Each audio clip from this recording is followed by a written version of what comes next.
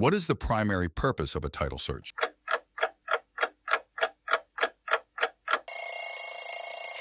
To verify ownership rights. Which type of mortgage loan is characterized by a fixed interest rate for the entire term of the loan?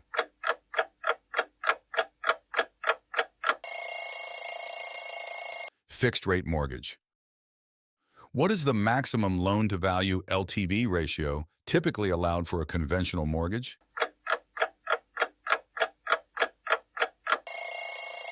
80%. Which of the following is not a characteristic of a buyer's market?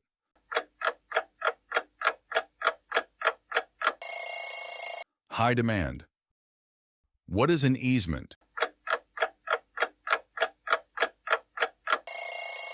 A right to use another person's land for a specific purpose. What is the purpose of a comparative market analysis, CMA?